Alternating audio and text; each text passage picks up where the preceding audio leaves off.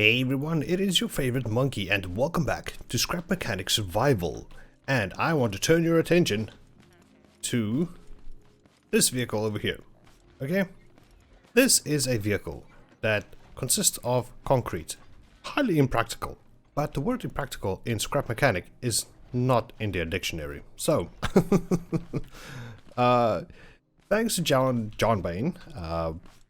Really great YouTuber. If you haven't checked them out, I highly recommend you guys do. I get most of my ideas from him. Well, mainly the mechanical part, the mechanics of the game I get from him. Everything else is just I discover on my own. This is a vehicle that has no engine. It is running off bearings.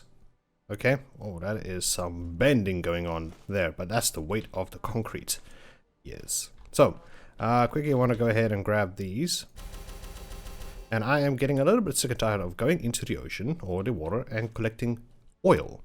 Since there is no auto oil collection or farming in this game as of yet. So, I'm getting a little bit tired of that. And thanks to John Bain for explaining the whole vehicle running off bearings so you don't need gas at all. At all. So you're probably wondering, if you're new and don't know what I'm talking about, let me give you a quick rundown on what is going on here. Just quickly gonna remove these, but we have to put them back in order to have stability on this thing. Okay, like that. Oh man, I put a lot of concrete on this. I can just probably do this. So we have two controllers. Controllers are just, they can control pistons, bearings, and various other things. And so, I think the best way to tell this or explain this is if we use this guy. Okay, so, you all know about this time about connections and whatnot, so you can control or use a controller connected directly to a driver's seat. ASDW will still work. Left, right, so going back, going forward. Okay, and that is awesome. So you're probably wondering, okay, but how is this powered? So basically what happens is, this is a level 5 controller. And so the first row over here is the state it will be set in. The rest with these little arrows in between are I guess you could probably say the animation reaction in these, and you could set it onto a loop so it will go through all of these and come back and do that, you know, over and over and over. But we're only going to use the first row over here, or the second. Let's put it the second column. The first column will be this one. So this will be just let's say if I set this to 45 degrees this way, it will start the bearing at a 45-degree angle instead of a 0. All right. So what's happening? Well, all the bearings that is attached to the controller, okay, are all set to do an action of 360 degree in a loop. So this means the first bearing will do a 360 and the next one will also do 360 and so on and so forth up until the 10th one. And if you split it evenly, 5 on this side and 5 on that side, all 5 of those bearings and all 5 of those bearings will start their motion at the same time. So the first one will start spinning, then the second one will start spinning, then the third one, then the fourth, and so on, and you create torque. So this vehicle runs solely off torque. It is very complicated to talk between torque and kilowatts in vehicles and whatnot. Engines, like this one over here, use a combination of kilowatt power and torque. Easiest to explain, kilowatt is for like your speed and acceleration and those things, and torque is the ability to carry loads. Okay, so trucks will have a very high torque in order to move goods around and all those things. And let's say for instance a Formula 1 vehicle will have a lot of kilowatts, which will in turn, which basically is then their speeds and whatnot. But engines will have horsepower, which is a combination of kilowatts and torque. That's just my understanding of it, and it makes sense to me. I know there are some petrol heads out there. I myself am a petrol head, but mostly cars, not the internal mechanical workizations of the engines. But yeah, this is how this works, and you can have the more bearings you have, the more torque you'll put on the wheels. Tires will have a friction level, so the more friction you can add, the better. You can add more wheels to this. It will have a lot more friction then. Friction is just basically the contact between the ground and the tire, the in-betweens. So that is how this works. This is the whole engine. You know, that is crazy. It's crazy.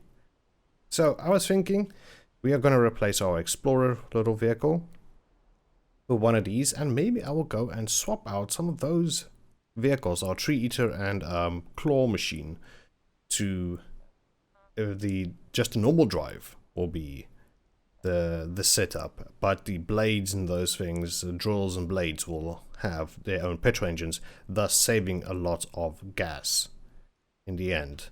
So I don't have to go hunt for more in the water. I wish there was a way to automate that. So with the explanation out of the way, you guys probably want to see how this drives. So let's go ahead and just go for a quick test drive. So let's quickly go ahead and put these back like so over here. And yeah, it is my jaw dropped when I like saw the pure power of, there we go, the pure power of these bearing engines, if you will. You can see, look at the tires in the back, how they push forward, and the axle, you could say, or the bar in between just wants to go forward. So it basically, that is torque. That is, this thing can carry a lot of loads. Oh my goodness. The steering is not so brilliant though, but I added the weight down so that it can just stick to the road a little bit more. So let's go and see. And you guys probably noticed there were two controllers. It is to have a little bit of a boost of power, like a second gear, if you will. 2-speed. And this is, it's good, you know, it's good. It's nice to have to drive without gas. Now let's go ahead and put on overdrive mode. Look how fast this thing is going. This is with concrete on top of it. It is insane. Almost looks like a Formula 1 vehicle. Oh my goodness, this is good. This is I was testing this up and down for a whole day just to see if I can get things figured out. And we have a little bit of a cruise control. You know, I'm not touching anything. I'm not touching anything. It's the bearings, the second controller, which is doing this for us, so we can sneak up on unsuspecting enemies, have a nice drive. So yeah, oh, that is awesome. Right, so what I am gonna do is I'm gonna sit here and try to design something that is at least functioning and easy to look at the eye than this concrete vehicle. Who ever thought of a concrete vehicle? That is impractical. But that word does not exist. Right, so give me some time, guys. Let me do this, and I'll catch you guys on the flip side. Alright, welcome back. So this is what remains of our previous Explorer vehicle. It is a sad sight indeed, but we get an extra engine and a seat, extra fuel tank and whatnot, and a couple of lights, but that doesn't matter. And yeah, I think we are going to redesign the tree cutter over here, because it's still having issues with cutting down trees and whatnot. And yeah, I just think of something that can just go around, cut everything down, and then we have a secondary vehicle which will go and pick everything up, like cut it in place, and just use the resource collectors to pick up the things on the ground, and then just bring it over to the refining bots. I think that would be a great idea. And instead of, you know, like refining on the spot or whatnot, just, you know, just having that would make a ton of difference. You know, just like have the tree fall over, have this guy go and cut it up into little pieces, and then just have a resource collector overall, in general, you know? Alright, so let me do the big reveal of our new Explorer vehicle. Oh yeah, this is it. I think it looks cool. I like the white with the black wheels or black rims, if you can put it that way. I try to make it look at least like something. If we can just do this and just maybe hide this. So I try to do something that has some aesthetics to it. And yeah, it turned out good. We have our two controllers here in the front. And a nice white seat. Got some red suspension over there. I think I missed a spot right there. Damn it. Dang it. Why? And red wheel bearings? I don't know. Red lights there at the back. Some orange, red orange-ish things. And I tried to make this look like an electric engine or whatnot. I think it's a pretty good job I've done. Like, make it a little bit look like something. I wanted to add a spoiler or something really cool, but yeah, we have our chests over here. We got a bed, which if we die outside, we can just respawn on our bed. And yeah, this is it. You know, I think it looks really snazzy. Just quickly take it out for a spin. Let's zoom out, and oh, it sounds actually pretty cool, like a electric engine, electric vehicle. And I did add a boost to it, but it goes pretty good without the boost. And I've been driving this around just to see how it works and, you know, tweaking it a little bit. But like I said, if I had more blocks to work with, like different shapes and whatnot, like corner pieces and rounder pieces and things, then I would have tried to make this look a little bit better. But I think we have to go to a warehouse or something in order to get those parts. So this is the normal speed it is, you know, driving I think was just as fast as the previous Explorer, you know, in terms of speed and whatnot. Not too fast, but not too slow either. We can get to where we need to be.